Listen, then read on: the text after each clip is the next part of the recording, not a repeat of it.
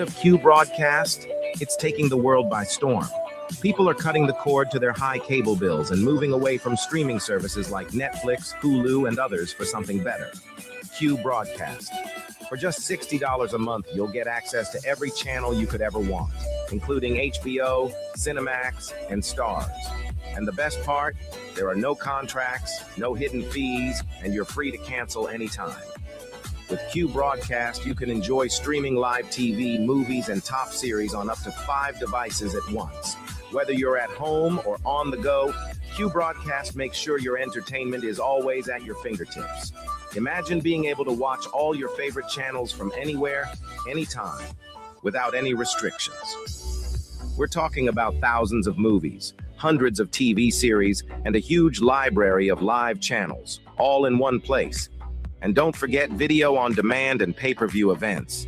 Those are included at no extra cost, so you'll never miss a big event again.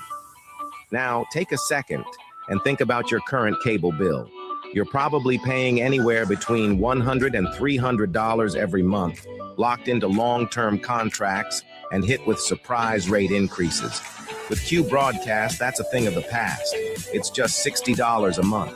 No contracts, no extra fees, no hidden costs, and no price hikes.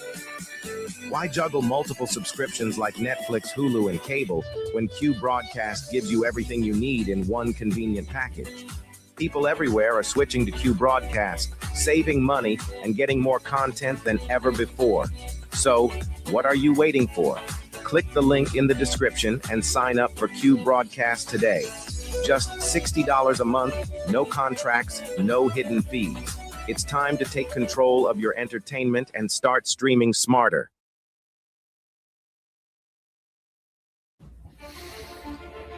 We live in a world where men are told it's harmless. It's just entertainment. Let's stop lying to ourselves. Pornography destroys. It weakens your spirit. It dulls your drive. And it robs you of what real intimacy is supposed to be. Every click is a step away from the man you're supposed to be. We can't call ourselves leaders if we are slaves to a screen. As someone that is prior service, I know all about discipline. And discipline isn't out there. It's within your mind. Porn rewires your brain, weakens your will, wrecks all of your relationships. It doesn't just stay on a screen. It invades your marriage, your confidence, and your actual purpose. As men, if we don't learn to discipline ourselves, we'll be ruled by our impulses. Now, it is time to stand up and take control before this silent war takes more than you're willing to lose. Real men don't hide in the shadows of shame. We step up and we protect what's ours. We fight for our wives and kids, our own hearts. Twitter isn't just an app. It's a weapon. It's a tool used to break free and start living like the man that you're meant to be. The battle's here and it starts with you. You can stop living in shame and you can break free today.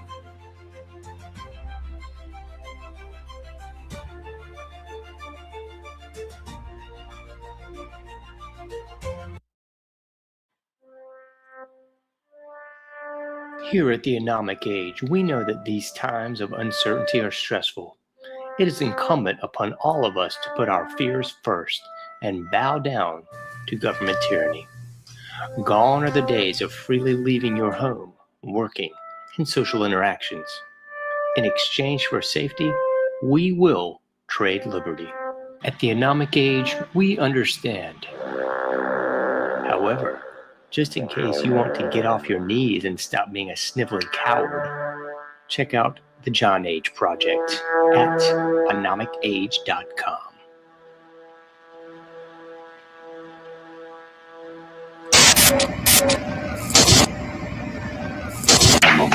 Meet Ann Morrissey, who is here with her daughter, Dareth. Dareth is 17 years old.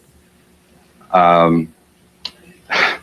Morrissey, I don't have to tell you that most parents would be extremely depressed if their daughter came home one day looking like this. I assume that was your response. Shock, anger, depression? What was it? I was extremely angry. I really went bananas. Yeah, how old was she when this happened? Possibly 13, 14 years old. We're talking like it's a disease, and Well, yeah. How did she explain it to you, Mrs. Morrison? there was very poor communication until we went into counseling. And it almost broke up our family. But through counseling and Serena, I can understand it better. What do you understand? That she feels like she doesn't want to be like everyone else, and she wants to be her own person. And through the dress code and her lifestyle, she's expressing this. It doesn't conform with our rules, but we're learning to cope, and it's a very, very difficult thing. Extremely difficult. Dareth, let's let you talk for yourself. You're from Long Beach, California. I just can't handle being like everybody else because that's what everybody else wants, you know. Just because somebody else does something does not mean that I have to do it. You know, I have my own morals and ideals, and I go by them. Are you drug-free, Dareth? Yes, I am. Is this a political statement then? Is it? Do you have some misgiving about the society that you see? Yeah, there's a lot of problems, you know. A lot of the people are really aware of what's going on, you know, and I don't like it, you know. There's a lot of problems. I don't like the way society is based. What bothers you? Give us some of the misgivings you have. The rich, the poor, the people starving, the wars, you know. Why can't, you know, everybody just get along and just live their life?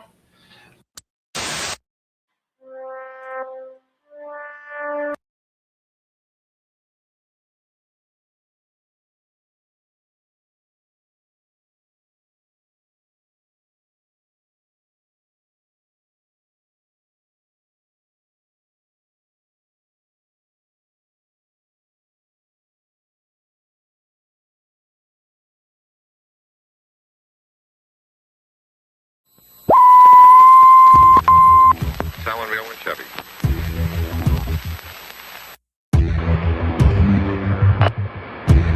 Propagating truth in a world of lies. You are listening to the John Age Project.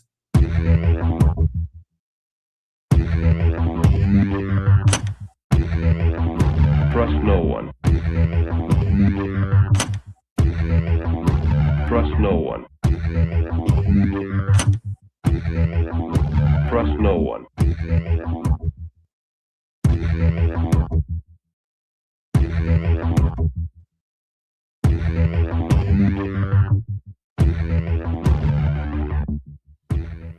You found it. You're here.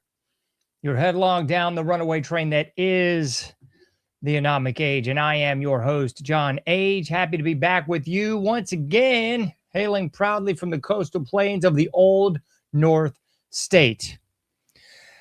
I'll be with you as we take a somewhat satirical journey down the path of murder, destruction, mayhem, and the extermination of human life on this planet, a forced march into obsolescence thrust upon us by a global satanic death cult of pedophiles. Please check out anomicage.com if you've not already done so. Like all the likes, subscribe to all the subscriptions. PayPal.me/anomicage, Patreon.com/anomicage as well. We got the buy me a cup of coffee. We got the Cash App. We got Satoshis. Free newsletter. Subscribe by email link, iPhone app, Android app, and so much more. Right there at anomicage.com. So, we're sitting at December 23rd, 2025, year of our Lord. And happy Saturnalia to everybody. All those pagans out there, happy Saturnalia. It began on mi Dia de los Cumpleaños on December 17th, and it shall end on the 25th, just as the Roman calendar, the Julian Roman calendar dictates. So happy Saturnalia, everybody. I hope you got your tree up, got some evergreen, got some lights, got some candles, and got some gifts, because we are definitely in the throes of the winter excuse me, of the winter solstice. And we definitely have to make sure that we do the appropriate Saturnalia ritual, or else spring and the summer solstice might not return. So happy Saturnalia, everybody. Thanks for being with me this evening. I will be taking you into the dark side of the AM, my favorite time. I'll be taking you all the way to the 24th. O diciembre anoche. So we got some stuff to get into. We got a lot of stuff to get into. In case you don't know, now you know. What we're getting into this evening is the unseen rituals. We'll delve into the unseen realm. Exactly what we're getting into this evening, folks. It's kind of wild because I honestly think that I keep doing the same show sometimes because the humiliation rituals don't seem to end. I mean, the humiliation rituals are just rampant. So I think every other show, I just kind of cover the waterfront of the latest humiliation rituals that are going on at that time. And I always kind of tongue in cheek and say to myself, man, there's no way I'm going to have to cover humiliation rituals again. But a couple of days go by and the humiliation rituals just ramp up. And, I got to cover some more humiliation rituals. So we'll cover all that. And we'll kind of go big picture, the micro and the macro, because I talked about this on the last show, and I just don't know if people are fully grasping the cultural ramifications of these humiliation rituals. I don't think you are. So I'm going to really cover that again, and I'll try to bring up some different examples because I don't know if people are really grasping what's going on, but I hope you will by the end of it all today. So before we cover the individual incidences, let's just cover some basic groundwork here. So when we're talking about humiliation rituals, what does that really mean? I've talked about this before. I've done a whole show on the struggle sessions in China and how they are very applicable to what we're seeing today. So the struggle sessions in China were part of the Cultural Revolution, where it was vastly younger kids calling out the adults for not being virtuous and condemning them in public. This could, and usually did, require some beatings, some torture, and often death. But the real crux of this was a humiliation of the people, a humiliation of the older set, and a replacement or a relegation by the younger set. And this was all malice funded. This was all, CIA run, basically. We put China out to pasture, and then we gave them favored trading status. We let them back in, in the 70s and all this mess. And here we are today. So this is very cyclical. And what I want people to kind of understand with this is that's what we did see. Well, we're still seeing that. I would say we're seeing it to a lesser degree here in the West, the United States, also Estados Unidos. But the struggle sessions have been going on in this country for at least 10, probably 15 years, if I'm being real. So what was going on with the struggle sessions is this was the virtue signal. This was all the nonsense you saw with people getting canceled, people online, and people abstaining from talking and doing the Amish shunning thing. Oh my, you said something I don't like. I can't talk to you anymore. And doxing people and all this. This was part of the struggle sessions here in the United States. So we hopefully can grasp that much, right? We got that. So that's self-evident. But then you got to look at it through kind of the more up-to-date lens of the struggle session, because we're not in those, the more shallow end of the pool anymore. Now we're definitely in the deeper end of the pool as the struggle sessions go. So what we're seeing now is very akin to the struggle sessions, but I would just call it a straight up humiliation ritual. So every time you turn around, every time you look at your social media, every time you look at the news, if you will, you're seeing a real exemplification of a struggle session. You might not recognize it, but put your discernment ears on and eyes on, and you're going to see this for what it is. Just like, I go around the city all the time, and most people don't recognize what's going on. The enlargement and proliferation of bike lanes with the shrinking lanes for the cars, the extinction of single family homes being again erased and usurped by the Agenda 21 dwellings, 800,000 square foot, super high price tag. It's usually some sort of business on the bottom and then 3 stories of housing on the top. So this is what we're seeing in every city around the United States. This isn't anything new. But if you see that, you're just going to think, oh my gosh, I can't believe what's going on. But if you see that through that discernment lens and eyeballs, you're going to see that as Agenda 21, Agenda 2030. That's what all this is. And it's not unique to my city. It's not unique to yours. It's going ubiquitous all across the United States. And consequently, we're going to see the rollout of what we're already seeing, but the rewilding plan. Most cities are just going to be consumed by a rewilding plan to save the animals and to urinate all over the Homo sapiens. That's really what's up. And just like the Hunger Games, it's going to be one specific area that the plebs can go in. They'll be in their little slave quarters, whatever they've cordoned off your plantation borders. You can stay there. And then the elites will be in their ivory towers and their castles, if you will, to go full old world. And that's exactly what we're going to see. So again, if you sort of look through that parallax view or are able to drop the cognitive dissonance and see this for what it is, that's what's going on.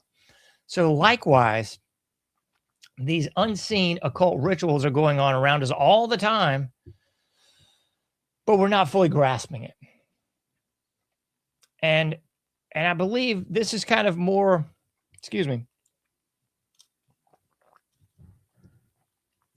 this is again more of an extension of the K through 12 indoctrination, college, university weaponization, because within those ivory towers and those institutions, that's where people are trained to think a certain way.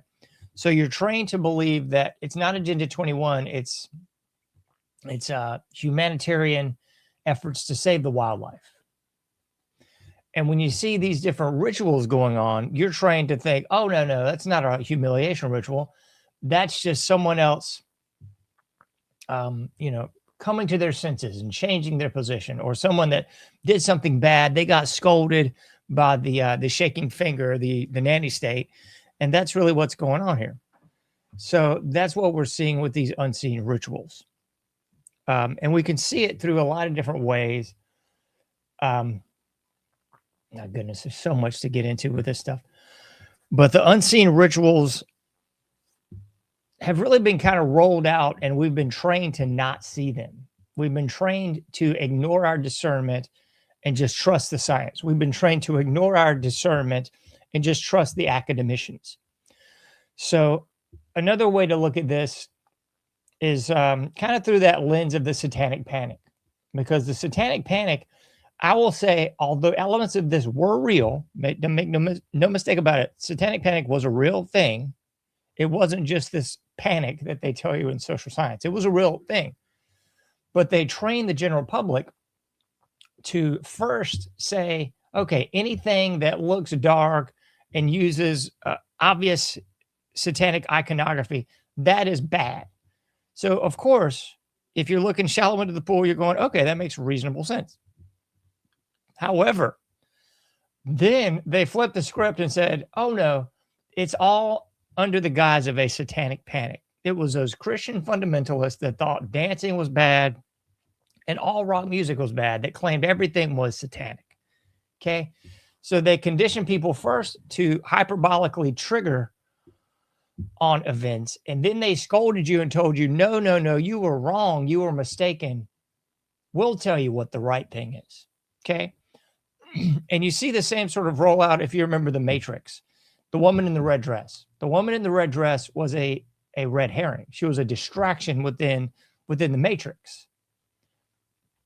So we see the same thing happen in our country and culture today, where we see an op being rolled out. They give you the red herring. They give you the problem. They wait for your reaction. Then they offer the solution. It's Hegelian dialectic all over again. So that's also what we are seeing today. So after they told you, oh, satanic panic, that's just a bunch of hogwash, then they've conditioned you to not go beyond the shallow end of the pool. They've conditioned you that, okay, it's only going to be seen as satanic. And even then, it's probably just a joke if they come right out in your face and give you something like Marilyn Manson, you know, like 20-some years ago. And then people oohed and awed and went, oh, that's very reminiscent of everything they told us in the late 70s and 80s. He's persona non grata. He's bad. I'm not suggesting he was good. Okay. So you can have two different things coexist at the same time. You don't have to go binary opposition and just pick a side. Okay. So Marilyn Manson, bad. Got it. His music sucks. He was a total grift, a 90s version of Alice Cooper, blah, blah, blah. It's all just a joke, really, folks. But when people saw that, they went, okay, dark guy, bad. But what they couldn't simultaneously digest is that when the devil comes to steal, kill, and destroy, he's not going to show up with a red pitchfork, some horns, a freaky beard, a goatee rather, and a red jumpsuit. That's not how the devil's going to show up. So they first conditioned the people that that's what it's going to be. Then they said, oh, you were stupid for falling for it. And then they give you just kind of like each generation has their example of, oh, this guy's satanic. And it's like remotely dark and everybody goes, ooh, that's the bad guy. What they don't get is that's the shallow end of the pool of the bad guy. So people look at Taylor Swift and go, oh, yeah, she's not satanic. They look at, the most just vanilla stuff in the world. People can't seem to grasp that can and is the real entry point of the evil. That can and is where the real rituals are taking place. They take, one of the would-be most wholesome events right up there with mom, apple pie, and baseball, the Super Bowl. They've turned the Super Bowl for 20 years into a satanic ritual. And they get these obscure acts up there to pull their Satan shtick. And that's obvious. But what you're not seeing is it's the other acts that are really pulling the wool over your eyes. I mean, I didn't buy this. But then I had a guy on, good grief. I should know this guy's name. Goodness. He was on multiple times. Let me see if I can pull him up. But he was on multiple times. I'm not going to remember this. I know it. But he did some work with the paranormal. He's a minister that goes out there and tries to help people that are in these really bad situations with the demonic. There he is, Bill Bean. Bill Bean, that's his name. Thanks. And thank you, Bill, for being on the show if you're listening. Bill Bean, great example of that because I learn something all the time from guests on the show. I learned just by doing research for the shows, even these ones I'm doing right now, solo. But Bill Bean threw out the name that I couldn't believe. He said Hall & Oates. Hall & Oates, like the most vanilla, like adult contemporary rock, of the 70s and into the 80s. But I love Hall & Oates myself. And I was like, Bill, what the? I went up after he was on and looked it up. And yeah, Hall & Oates, they got interviews of these guys. Daryl Hall, if I'm not mistaken, he's the main guy that was in interview and discussing this. But he was like, yeah. Talking about how his work, his music was evil. It was not meant to be vanilla. It was meant to be a palatable end, if you will, to get people defenses down and then throw them into the deep end of the pool. So people really don't understand how the devil operates, and they don't understand these unseen rituals.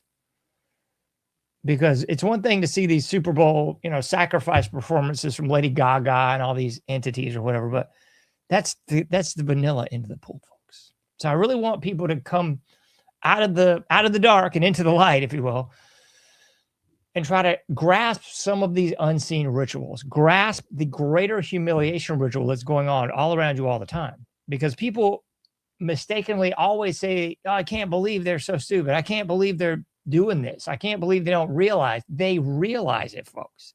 They're not stupid. It's an operation. So when people come out, these cult members for Trump, and I can't believe Trump's giving more to Ukraine, giving more to Israel, giving more to whatever Asian country he was giving monies to. Was it like Taiwan, I believe? Can't believe he's doing that. I can't believe, they hadn't released the Epstein files. I can't believe nobody's been arrested. I can't believe the border's still open. It's like they say this stuff and they don't get it, folks. It's a con, a hustle, and a dodge. It's a scam. But people don't want to realize that. So they don't believe that it's a humiliation ritual. They don't grasp what trauma-based mind control is. They don't grasp what humiliation rituals are. So if you look back at the MK Ultra trauma-based mind control stuff, which was going on easily since the 1950s in this country and well on beyond that, still going on today. Just like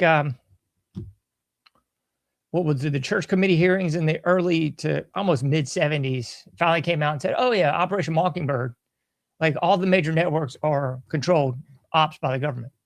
Yeah. I mean, the government has an office in Hollywood at these major studios that they gets to discern what they disseminate regarding to the government. You don't think like all these big military action psyop movies like Black Hawk Down and what was that other job mess? I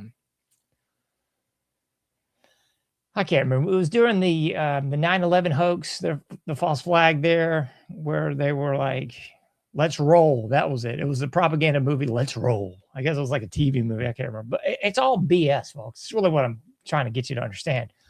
So people can't come to that realization that the trauma-based mind control has been going on for over 60 years, 70 plus, really, of the CIA, the FBI, knowingly and wittingly putting the American people in harm over and over again on a national level to traumatize the American people. I mean, that's what the body bags coming back from Vietnam, like live on the news every night was in the 70s and late 60s. That's what that was about. That's what the Oklahoma City bombing was about. That's what World Trade I was about and World Trade II. That's what all this has been about. That's why they had to show you the towers falling down over and over and over for months at a time. That's why they had to show you Charlie Kirk getting shot over and over and over again, all over social media. I mean, they can censor one of my posts that criticizes X, Y, and Z, but they can show some guy getting shot in the neck or allegedly getting shot in the neck. I don't buy any of it. Allegedly getting shot in the neck for weeks at a time. So you've got this dichotomy where one is bad and one is good. One is bad and one is good. So it's pedophilia if so-and-so does it, but it's art if some artist does it, right? That's what this kind of sick crap is. You got Roman Polanski. Oh, he's a pedophile scumbag. Oh, he's a big Hollywood icon. So all the left tries to deflect him being a pedophile and still raise him up as this iconic director and producer and figure of Hollywood. He's a scumbag, folks. If you're doing anything involving the child and nudity, I'm sorry, you're a pedophile. That's what that's called. Okay? This is plain as day.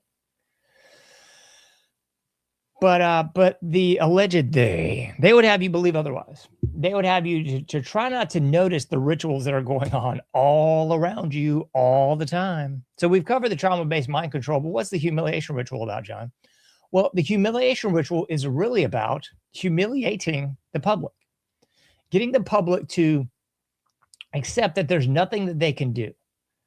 Both parties are bought and paid for. There's no point in resisting. You're just screwed. You're humiliated. So we've seen this in psychology for decades. I mean, there's been psychological studies on this. Remember the shock plate and the dogs, where they would shock the dogs and they would get them to just lay down on the shock plate because they were chained up and knew they could not escape. It's an old study. I mean, look into it. I can't recall the gentleman's name. I've covered it on the show like 10 times. I just can't even remember these names anymore. Let me see if I can pull it up real quick because I know somebody's going to die. If I don't pull it up for you, you're going to freak out. The Stanley Milgram experiment, not an experience. I guess it was an experience for the dog, but it's called learned helplessness. So part of the humiliation ritual is just that, it's learned helplessness. So it's getting the general public to just associate that there's nothing you can do. You're in learned helplessness. You've gotten shocked by the right. You've gotten shocked by the left. You thought Trump was going to save you. You were a moron. He didn't. There's nothing you can do. Learned helplessness. And it's also a way to denigrate and humiliate every single icon and hero and anyone else that's ever been uplifted as a possible savior. It's like the Albert Pike thing, where when they need a savior, one will be provided for them. Morals and dogma. Albert Pike. That's a paraphrase. So somebody's going to say, that's not the real quote. Okay, look it up for yourself, bozo. Don't care. So that's really what's going on. It's humiliation ritual. It's this sort of cyclical rise and fall of the proverbial tragic hero. We see this in our culture all the time. America loves to take shots at people, take people down, and then they get on a grovel tour and apologize. And, well, it's okay. Let's let bygones be bygones. Come on back in the fold. You did your best. We'll forgive you. If you haven't grasped that, it's cyclical in our society all the time. That old Bad Religion song, build me up, tear me down like the skyscraper. That's what we love to do, man. Oprah was synonymous for that garbage. Have some boob on that, oh, he beat his wife. Oh, he stole money from the company. Oh, he was a big celebrity and was caught cheating. Oh, blah, blah, blah. And then before you know it, well, we've taken a lot of shots and taken a wee-wee at this guy. Well, it's time to raise him back up again. After all, we're America. We're the land of second chances. And that's what we do, folks. So that's what we're seeing 8 days a week and twice on Sunday. That's what we're seeing all over the social media, all over the news, all the time. That's it. And if you haven't figured this out, I believe this to be kind of self-evident at this point, but the major rock stars, if you will, I mean, this stuff's just hilarious at this point in the game. I had this dang name and I've forgotten everything. But the major rock stars, yeah, Frankie Valli. Thank you. Frankie Valli is one of the ones that I mentioned on this show about a year ago. But I do believe this is absolutely the case now. Everybody that's a big star, especially the rock variety, I do believe that there's a contract signed. If you go back into like the John Todd stuff, if you want to go down that rabbit hole, and even look into the stuff Bill Bean mentioned on my show about a year and a half ago, he mentioned a lot of these big name rock stars, and it came out in the 70s that, yeah, they had rituals over the tapes at the time and over the records and the pressings.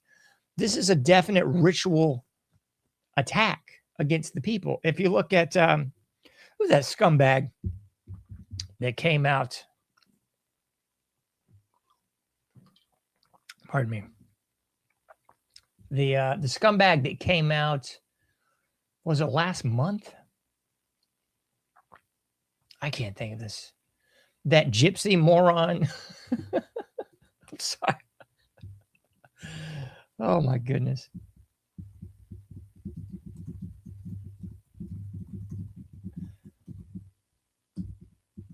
Oh man, let me see her name. Yeah, this makes me so mad because Fleetwood Mac. It's like the third time I've had to fact check myself because I have no notes whatsoever for the show. Zero. I have like an old note thing under the desk here, and it's from like 3 shows ago. Fleetwood Mac, the singer, the main woman for that Turkey band, came out, I think last month. It was all over social media. It's like she was so glad she had an abortion so that Fleetwood Mac could go on. You know, right before they got it big, she had a pregnancy, and well, that just didn't work out with her schedule. So she had to kill the baby so they could go on and have the drug-addled, you know, debaucherous crud that is Fleetwood Mac.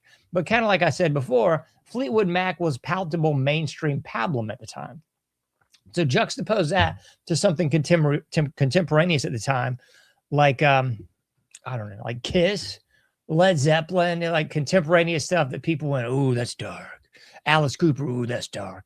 But Fleetwood Mac, oh, that's perfectly reasonable, you know, adult contemporary rock. This is the kind of crud that still is played and still tours to this day. But to my point, I'm convinced that these big acts definitely have a contract, and part of that contract is a humiliation ritual. Part of that contract is you will play until you are dead. Because you saw that with Frankie Valli. I mean, I hope he's still alive, but I saw him all over social media about 9 months ago, and it was just him obviously standing there completely brain-addled, not singing, backing track, background singers, full band, the whole nine. And it was sad. It was pitiful. Okay. Flash forward to the last few months. You've seen the same thing out of Vince Neil from Motley Crue. You've seen the same thing from David Lee Roth, from Van Halen. You've seen the same thing from Rod Stewart. You've seen the same thing from AC/DC. This is just a cycle, folks. We raise these demigods up. We worship these people. And then we allow them to crash and burn. And you've got the sycophants that go out there and say, well, he's still having a good time. Yeah, he's not really singing anymore. Yeah, this sounds like garbage. Yeah, you're paying exorbitant prices for this crud, but well, he's earned it. He's having a good time. Let's not be mean to David Lee Roth or Vince Neil. You know, there's something about this, folks. It is a humiliation ritual. It is the rise and fall. It's that old behind the music thing. Behind the music. Big Reed always says the true Hollywood story. Shout out to Big Reed. Exactly. But this is all on contract, folks. Most of these big sports stars, I'd say 9 out of 10. Once they leave the game, the gridiron, what have you, they're not even recognizable. They put on 50 pounds. They're living, you know, way under that big lifestyle that they once had. It's sad. It's the humiliation cycle of the sports star. It's the humiliation cycle of the entertainer. Who's that other giblet head? Machine Gun Kelly. You've probably all seen his terrible mess all over social media too. He is not even close to what he once was. He originally came out as like this white rapper a la Eminem of the 2000s. And now he's relegated to, what is it? Some sort of 98 degrees kind of dribble. Ever since he got with Megan Fox, another occultic bimbo. You know, it's just like, but this is what people aren't grasping. This is what people aren't seeing. They're not seeing the unseen rituals, folks. You're just not seeing it. I don't know why you're not seeing it, but you should be. So we've tackled the humiliation rituals as it pertains to the entertainers, the sports stars. Pardon me. And we've looked at it through the lens of trauma-based mind control and how it sort of couples up with the trauma-based mind control and the humiliation ritual to just lead the general public into the realm of learned helplessness, into the Stanley Milgram experience of learned helplessness. That's what this is all about. It's training the general public that you cannot resist. It's like I've said a million times, you put the stake in the ground and you chain up the baby elephant. That baby elephant grows to a multi-ton juggernaut that could easily rip the tent, the town down. But in its own mind's eye, it is still in that area of learned helplessness. So as an adult elephant, it does not perceive the ability to kick the tent stake up and just haul buggy down the road. And that's what they're doing with the American people. They're putting the blinders on. They're putting the unseen rituals on, because they've got most of the general public conditioned to the fact that no rituals are even going on. And if they are, it's only done by the dark, spooky types that come out and like profess their allegiance to Satan, profess their allegiance to Baal, you know, this sort of crud that we've seen for years. I mean, that's what the Satanic Church was all about. Anton LaVey. I mean, that was not real. That was a gimmick. It was real in the sense that people believed it. It was real in the sense that they were promulgating debaucherous lifestyles of free love, do what thou wilt shall be the whole of the law. They were promoting that kind of mess. But it wasn't real in the sense that it was it was like the training wheels of what was really going on. But it got the general public to go, look, that's the bad guy. It's like Michael Aquino with his stupid eyebrows. It's like, look, that's the bad guy, the guy that dresses like the part, the guy who dresses like Dracula, dresses like Satan, whatever. But you fail to see the evil that's right in front of your face. You fail to see the things that we're seeing on the screen and that we've already talked about and addressed in this show thus far. But how this impacts the culture is the real big picture, because it impacts the stars, it impacts the individuals, but how does it impact the culture? Well, it impacts the culture because it conditions us to be humiliated. It conditions us to be the butt of the joke. It conditions the American people to be the minstrel show. And it conditions the American people to perceive their heroes as being just one step away from a big folly, one step away from pulling out the chair for Netanyahu, one step away from making out with some wall, one step away from turning your back on your base and saying they're not real MAGA anymore. And that's what we've seen 8 days a week and twice on Sunday, folks. So let's tackle some of the folks that you're seeing on the screen. Obvious, you could put Trump up there as the demigod of demigods and the most obvious example of an unseen ritual ever since he took office, really. I mean, it really showed its face when he pulled out the chair for Netanyahu. It further was exemplified when he turned his back on his base and said, oh, you're not real MAGA if you're not up Israel's rear. It continued to show itself with the continued funding of Ukraine, the continued funding of Israel, all that.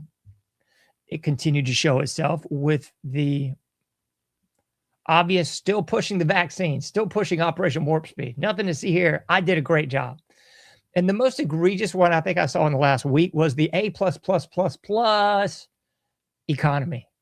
That's just got to be the biggest laugh of all time. So everyone with a brain knows that this is B to the S. So you have to take this as being a humiliation ritual. There's no other explanation for it. I mean, you just don't flip on your whole base like that unless this is a signed and sealed and delivered humiliation ritual. Make sense yet? What else we got? We got the low-hanging fruit. I'm going to hit them last. Some of the more higher echelon turns for me has got to be the Charlie Kirk incident. The Charlie Kirk incident is just out of control. Crazy. I'm going to pull this one up. Let me see. This is that guy, Cabot Phillips. I'll tackle this because everybody, well, I'll take that back. Some people have figured this out. Cabot Phillips, okay? What the bleep has he got to do with anything? He's the editor, the senior editor. Pinkies out. He's a senior editor of Daily Wire. We obviously see the connections with Daily Wire, Ben Shapiro, the fake conservative front, the rhinos in chiefs, all the jive mess that you should have already known. But what I find kind of funny about this is what was revealed, I believe, in the past week, or at least to my eyes. We got Cabot Phillips was allegedly dating old Eric Kirk. Dating old Erica Kirk a little bit before Charlie. And the weird thing is old Charlie was friends with Cabot, playing a little basketball even. I talked to somebody the other day who actually spoke with Charlie a couple years back. I want to talk to him further about it. Shout out to Mark if you listen, buddy. Shout out to Mark with Wisdom and Knowledge 5. I hope it's not 6, I swear. I think it's Wisdom and Knowledge 5. Anyway, shout out to you, Mark. But I want to know a little bit more about that whole relationship, because it seems to me like Erica's talking about she never knew Charlie, never dated anybody for a couple years while she was in that vicinity. But now it seems clear to me that was just more lies to deceive. So we got that kind of obvious connection. And what else we got from Erica? We got so much for Erica. We could just do a whole show, really, on the unseen rituals from Erica Kirk. Everybody's been talking about her eyes, and they look, anytime somebody calls her out on her bull jive, she goes into this, I'm a spooky spook eye mode, and I'm going to get you kind of look, you know. But anyway, we already know that Erica was just apparently mysteriously called out of the blue by DJT to take part in a beauty pageant in Arizona. And imagine that. She won. Holy shit. That's unbelievable. And then she went on to be an actress and went on to be employed by Trump. How bizarre. So it seems to me like she's a honeypot plant for Charlie Kirk that was set up way in the past, perhaps by DJT himself. What do you know? So that seems kind of self-evident, but the rituals is really what I wanted to get into today, because the rituals are just comical now. Every time you see this woman, she's rocking some scantily clad gear, and I'm not suggesting she's sewing any skin, but she's got enough glitter on to make a disco ball jealous in the most recent footage. She's got them leather pants on from her groping ritual with not DJT, but JD Vance. Sorry. Another guy is a shapeshifter changing names like he's changing lanes on the highway. JD Vance, who basically, this is another humiliation ritual of humiliation rituals, because it won't even a week after this alleged death of Charlie Kirk, where she's up there saying nobody will take the place of Charlie except maybe JD Vance. What? And the next thing you know, she's up there groping the dude's nape of the neck on public television. Humiliation ritual again. But like I said before, folks, it's a humiliation ritual for everyone that participates in it. That's what people don't understand about rituals and sacrifice. Symbols, rituals, and sacrifice is you don't actually have to be an actual active participant to be a participant in it.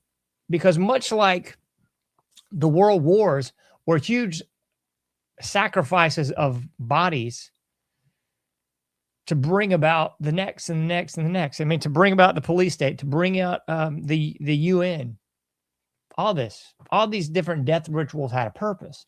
So you didn't have to actually be murdering somebody. You just had to be part of the shtick, part of the act.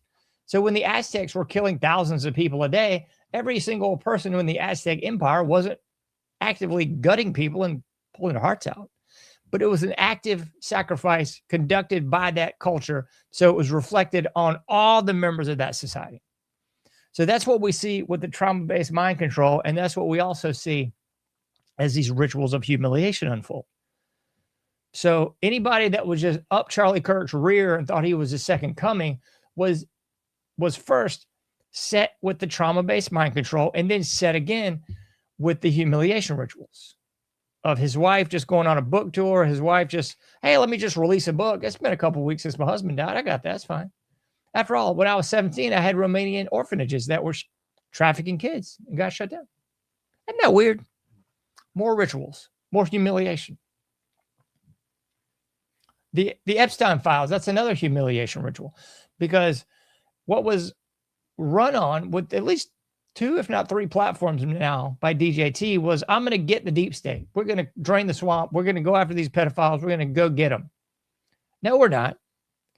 We're not going to go get them. And when we're finally pressed on it, we're going to release BS that amounts to a black piece of paper with a couple white lines on it. That's going to be your big release. That's going to be your big exhale moment. That's a humiliation ritual, folks. People believed in this boob, and now they're humiliated. They feel like idiots, or at least they should. What do we got with Andrew Tate and Jake Paul? Why did I put them on the screen, folks? I put them on the screen because they are another extension of a humiliation ritual. So the Jake Paul thing's kind of twofold, because anybody who saw him fight Mike Tyson knows that that was a rigged fight if there ever was one. That was a payday for Mike. That was just a publicity stunt for Jake. That's all that was. If you believe otherwise, all you have to do is watch that one little bit of film where Mike is closing in on that right hook, and he could have knocked Jake's block off, and he pulls the punch and just doesn't throw the punch. That took a lot of restraint by Iron Mike Tyson, because your muscle memory is real. And I don't know what he got paid or how that worked out, but suffice it to say, that was a humiliation ritual for Iron Mike Tyson. We already had this guy convicted of rape, serving time, came back out, rose to prominence again, the ebb and the flow, the rise and the fall of the tragic hero. Then he kind of went on this humiliation. I'm just a big weed head. I'm a goofball who gets in these moronic movies like The Hangover and whatever else. And then what everybody wanted to see was that tragic hero take the sword, take the shield, and rise to prominence once again. But alas, the payoff was too great, and he had to fall. to Jake there. But then with Jake Paul and with Andrew Tate, both of these people have risen to prominence in the manosphere.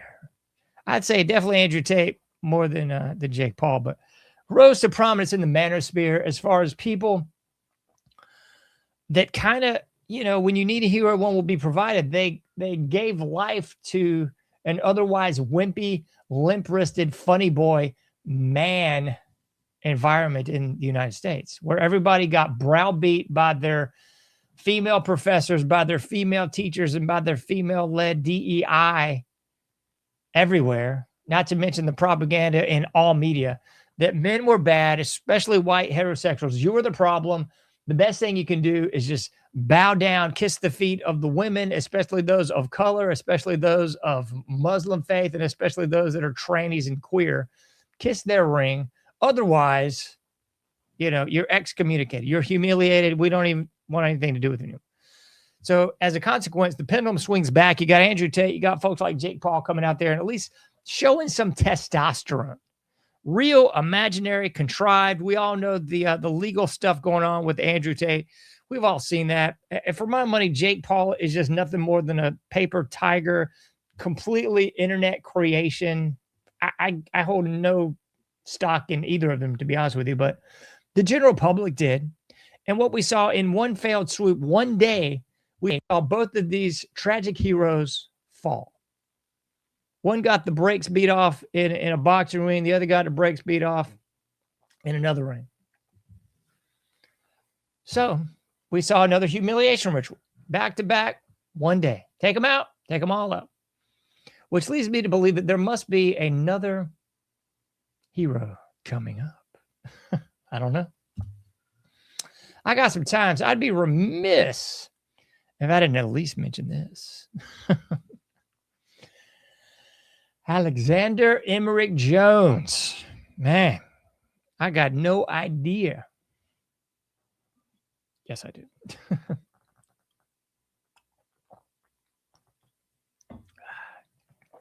Anyone who's followed his work for any length of time can tell there's a difference.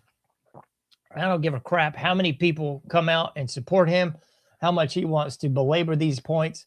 There's a huge difference in the person that was once Alex Jones, whatever that is. Most people are going to say, oh, it's really just Bill Cooper, that they did away with Bill Cooper and basically propped Alex Jones up to be the next Bill Cooper, let him earn all this money, do all this stuff, and like the ebbs and the flows of the tragic heroes, it's time for him to go. So that's what I would say with this. That's exactly what I think. But he did put out some good information for a little bit. Just couldn't seem to circle the real marauders on the map, I don't think. I didn't even know he was getting divorced again. I saw this today when I was just kind of looking up, doing a little background information because I haven't watched InfoWars in so long. But apparently both he and his wife have a restraining order on each other or something, and they're excuse me, both filed for divorce. So I don't know. Whatever the case may be, I don't know. I see handlers all over the first wife, and I don't know what's going on with the second. Maybe just a little. Well, I do know what's going on. If you look at the reel on the second wife deal, you're gonna see some little what? You're gonna raise an eyebrow on it. That's not gonna be my thing to discuss on this show because I ain't here for that. I am here for the humiliation ritual side of things, though, and I think that's exactly what they're doing with Alex Jones. They basically said you went a bridge too far when you dared to question, even at the most innocent level, the Sandy Hook false flag. But once you did that, then we had you by the short hairs and we could fully control you. We controlled you a little bit before, but then we just said, you know what? You're not going off reservation again, and we're going to fully control you this time. Because he came out, I guess, about 24 hours ago, just lambasting Candace and Candace Owens and saying, oh, no, she didn't have her facts right. You know, she's just pulling stuff out of the hat. She's not accurate. She's just spinning a yarn and trying to somehow frame Israel or somehow frame the U.S. government or frame our military. And that's just comedy at its best. Really. I mean, Alex Jones has always been a funny guy, but when I hear that, that is comedy. That's funny, just ridiculously funny. Because Alex Jones knows this as well as I do, and probably as well as you do, that the number one person that's usually behind the false flags, the ops, is the government. Okay? That'd be the United States government. And you could always throw MI6 and MI5 in there too. You know, Tavistock Institute, CIA, FBI, all that is kind of synonymous with, oh, who could be behind this? Oh, I got a pretty good idea. Okay. So that's just prima facie. And then you've got the other side of this where it's like it can be anyone but Israel could be behind this. It's kind of what Alex has said over and over again. And then he'll quickly follow up with, but I covered the USS Liberty 20 years ago, and I was the only one covering it. Nobody would know about it if it wasn't for me. And I'm like, yeah, good. You're living off old stuff. Trying to be nice. I'm trying not to say the stuff. And that's a sad point in everyone's life. Well, I don't say everyone, but I think a lot of people end up in that position, which brings me back to the humiliation ritual of the rock stars and the entertainers. And that's what we see with rock stars and entertainers. You see these big mega acts, the legacy acts, if you will, they don't release new material. They're living off the fumes of the old material. And that's what Alex is doing too. Sorry, facts time. You can't say Israel. You can't say it's our government. You can only criticize people that are daring to ask the real questions while simultaneously bringing up things you did 20-some years ago. And it's a sad state of affairs. But you see that quite a bit with athletes. You see that with rock stars. You see that with entertainers in the movie and television industry. It's always the same. So it's a humiliation ritual is really what it is. It's kind of like the last person you would expect to come out and criticize someone for doing X, Y, and Z is that guy. It's almost as if you had Sammy Sosa, Barry Bonds, or Roger Clemens come out and criticize younger players that are doing steroids. That's exactly what that would be like. It's like you did steroids years ago. You racked up all these numbers. You got all this street cred within your prospective field, pun intended. And now you're coming out saying, bad, you're doing steroids. So your entire legacy, Alex Jones, has been built on questioning the government, questioning the media, and calling a false flag, and a conspiracy. But now that someone else is doing it, that I suppose has beat you to the punch and daring to call out the greatest ally that you can't, they're now persona non grata. It just doesn't make sense, man. And I realize that it's not one big kumbaya conspiracy, alt-right, alt-media, whatever the bleep. That's just a complete fallacy. That's not how it is. But having knowledge that that's not how it is, you would think that a big name in the field like he would definitely say, hey, you know, I've had my time in the sun. I'm still a big name on the block. I don't have to criticize Candace. I don't have to agree with Candace. He can just continue his, it's the globalist and it's the Muslims mantra. Just ignore it. Who cares? So again, I think that just does a disservice to him, his legacy, and even those of us who are actually questioning stuff. It makes everybody look like a clown, and it's a vast humiliation ritual, John. That's what it is. I am dying for some reason. My throat.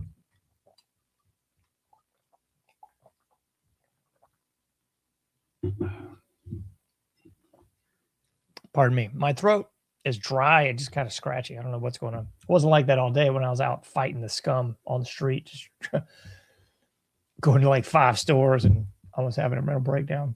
Just kidding, folks. No mental breakdown on the horizon. All right, we got the low-hanging fruit, the obvious. We'll cover this succinctly and call it a day. You got Nicki Minaj. Nicki Minaj is now helping out Turning Point USA, I guess. I can't recall what the name of their stupid tour is or whatever. They've got all these. Excuse me. They've got all these big name boobs in the Rhino fake conservative field. If you're wondering who these big name boobs are, look no further because I can show you. Let me see. I'll pull this one up for you because I know exactly where these folks are. There they are.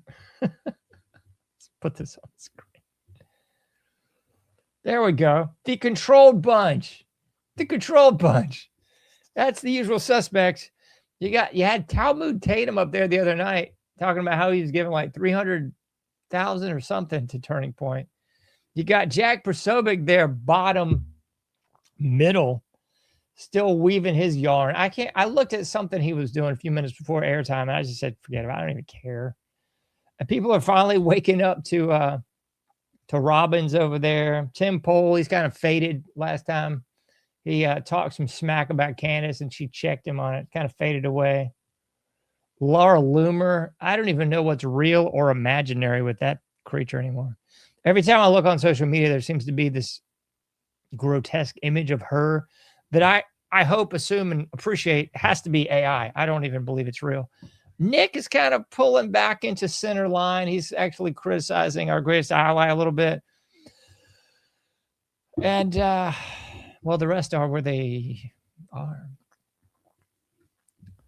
So back to some obvious weird jive. Nicki Minaj. Erica Kirk brought this person up on stage, I think about 24 hours ago. So she's going to be the new darling of the right. And like I've said, in the rock or music industry, everything is cyclical. So if you want to go back to Lil' Kim, was kind of like the 90s black harlot that everybody on the Into That Mess aspired to and thought, oh, she's the hottest whore in the hip hop world. And then you had, I guess, Nicki Minaj kind of took over that position. Then you had Cardi B and Megan Thee Stallion, all this kind of crap. Don't worry, like the fake rock industry's got that too with Sabrina Carpenter, yucky, and Billie Eilish. They always prop up like the most unattractive people and just try to pander to whatever like one aspect is that they can catch everybody in the horror game. They can catch everybody in their passions and catch them with. So, that's what they're trying to do with Sabrina Carpenter now. I've never seen a fail like this before. Like they've been pushing Sabrina Carpenter for like 8-9 months now, and still nobody's biting the whore bait for her. Like they're doing everything possible, still not biting on it. I think Billie Eilish, they're just going to let her fade into lesbianism now or something, because for a while they were trying to prop her up as kind of like a Pink 2.0. And they were trying to emphasize her cup size and all this, trying to make her be attractive when that's not accurate. And they're doing the same thing with Sabrina Carpenter, trying to make her attractive when she's not. But I mean, it worked in the past. If you look at Madonna, clearly a goblin creature, but people fell for it. So bottom line is that's what they're now doing.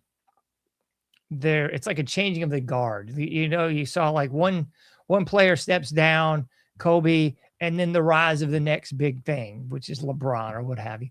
So that's what we're seeing with blanking on this chick's name.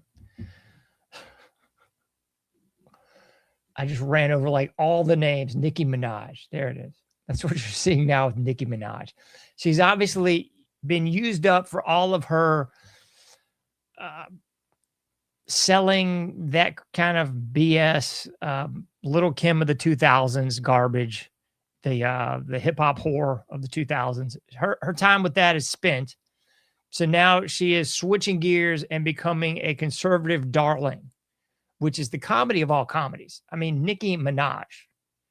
Anyone not picking up on the obvious, her name is referencing a menage a trois, like a sexual encounter with 3 people. Okay. That's her name. Her stage name, if you will. It's not her real name. And some of her iconic songs like Anaconda, feature her in as little clothing as you could possibly have on while parading around all sorts of assets. You know what I'm saying? But don't worry, because you learned about a month ago that she was a conservative. She came out and said something pro-Trump, and all the Trump cult members went, ooh, great. We've got another, token black female that we can hang our hats on.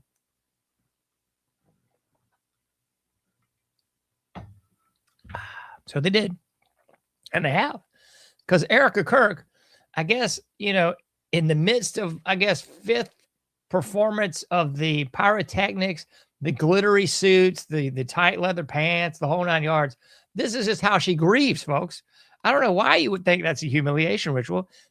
It is. But I mean, who would have thought? Like she's humiliation ritual on herself and the general public, the followers in that cult. Right? That's what you should be taking away from this. But here's where the humiliation gets even more complicated, because you've got video out there of Charlie Kirk calling out Nicki Minaj by name and saying, yo, she's kind of doing a disservice to the black community by going out there and being the token whore of the hip hop culture for 15 plus years. That's not the sort of example. I'm paraphrasing Charlie Kirk here. That's not the sort of example that should be promulgated for young black women to follow. Okay, that was pretty much a good paraphrase of his words. But fear not, because I'm doing my Illuminati hand cover. Okay, Illuminati hand cover. Give me a check. So the obvious thing for Erica Kirk to do, now that she's a multi-millionaire, like the plus economy multi times over, and the CEO of Turning Point, now that she can absolutely take all that Israel money, she can absolutely come out and say Shabbat Shalom or Shabbat whatever.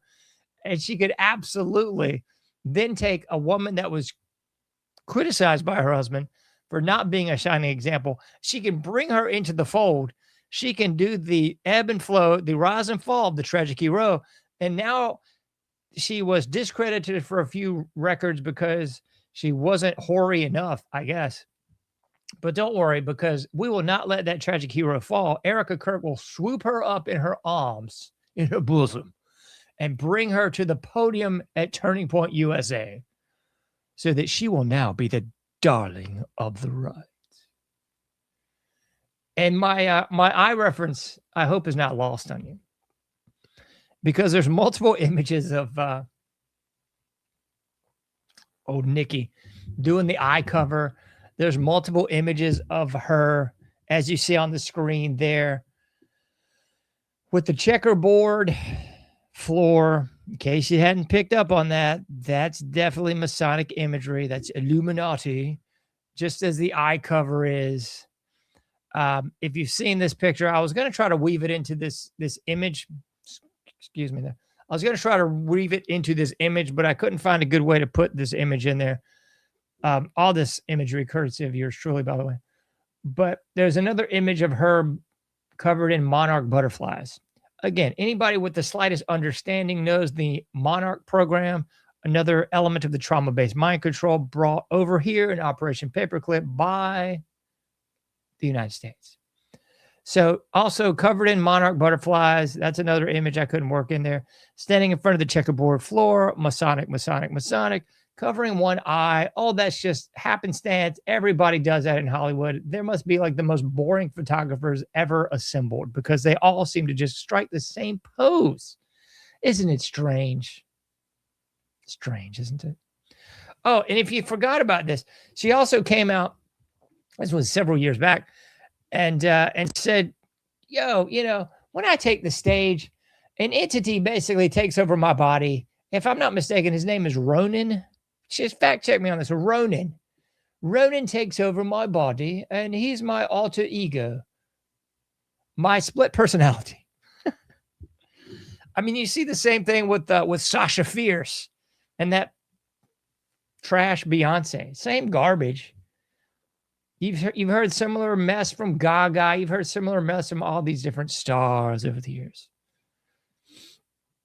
But that's just something they say, right? It has no meaning. It's not any sort of unseen ritual going on. It's nothing occult to it, John. Why would you think that, Mr. H? ¿Por qué? I can't imagine why. I mean, there's just video of this. There's imagery of this.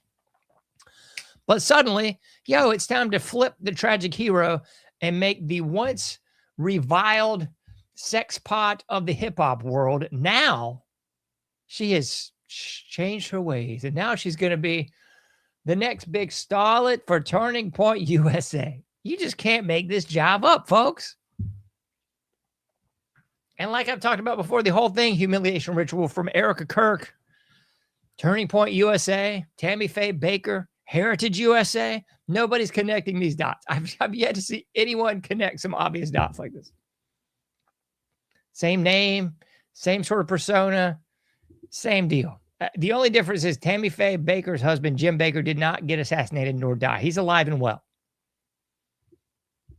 Same sort of sketchiness with money, same sort of sketchiness with this woman crying all over the stage. Anytime it suits the fancy, anytime they say, well, you know, you're going on a big show, you might as well cry on this one. It's a humiliation ritual. It's humiliating themselves, but more to the point, it's the humiliation of the culture. It's a cultural humiliation ritual. You do not have to sign up and show up to a ritual for it to be affecting you. You do not have to show up at a coven in the park on a moonlit Hallows Eve to be part of a occult ritual, for heaven's sakes.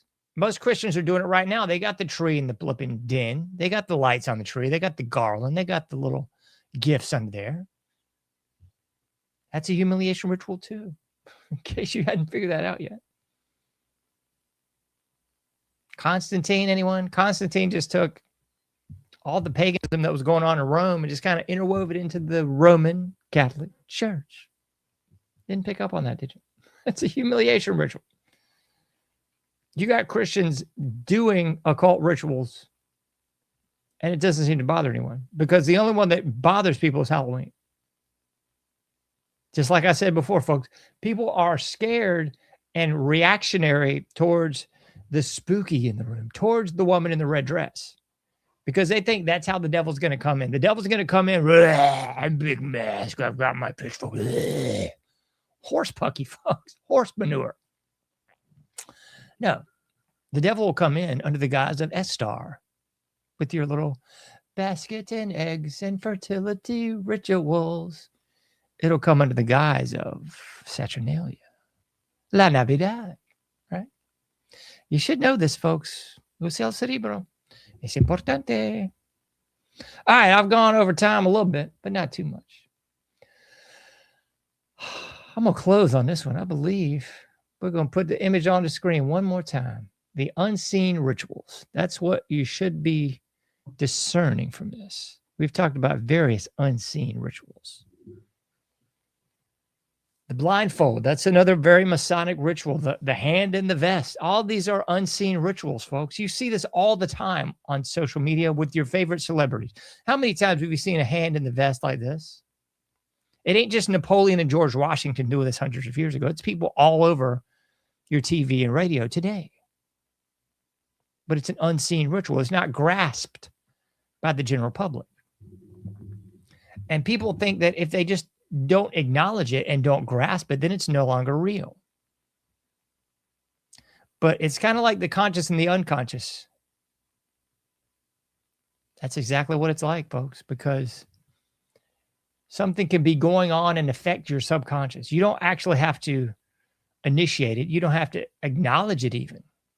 That's how the conscious and the unconscious mind works. The unconscious mind is always working. I mean, that's how propaganda was used hundreds of years ago. That's how the subliminal messaging was used 50 years ago. Because the unconscious mind picks up on everything. It registers in the subconscious mind. Like that old Suicidal Tendency song. Doesn't register in the conscious mind as propaganda of another kind. Don't bleep with me subliminally. Don't bleep with me subliminally. That's really kind of what this is. It's subliminal on so many levels. These are unseen rituals. They're not subliminal like they're showing you a quick clip during the movie to get you to go get some popcorn. They're showing you all these unseen rituals right before your eyes, but you're not seeing the forest for the trees. You're not seeing what's really going on. You're just seeing it at the surface level and saying, ooh, spooky guy in a mask, bad. Everything else, fine and dandy. Halloween, bad. Christmas Easter, fine and dandy. Alice Cooper, bad. Marilyn Manson, bad. Hall & Oates, fine and dandy. Oh, my gracious goodness sakes alive, folks. Happy Saturnalia. I don't know if I'm going to put out a live show on Thursday. I have a feeling it's going to be a recorded event, but I wish and hope that everyone has a very Merry Christmas. Happy Saturnalia. Whatever you want that to be, I hope it is that for you. The most important thing you should do this holiday is not buy into the bull. Use this time of season to cut off the cameras, cut off the devices, cut off the TVs, and just sit around and talk. Reconnect to your family, your absolute close immediate family. That's what you need to connect to.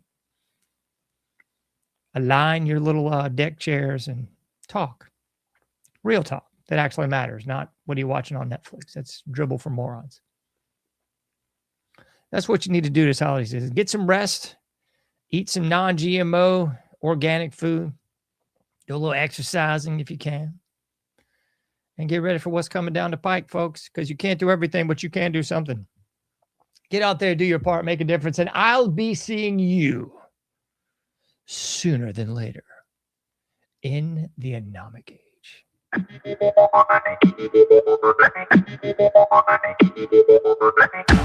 Thank you for listening to The Anomic Age, a John Age project. For past shows, further info, and to comment, go to anomicage.com. That's ANOMICAGE.com. Till next time, thank you for listening to The Anomic Age.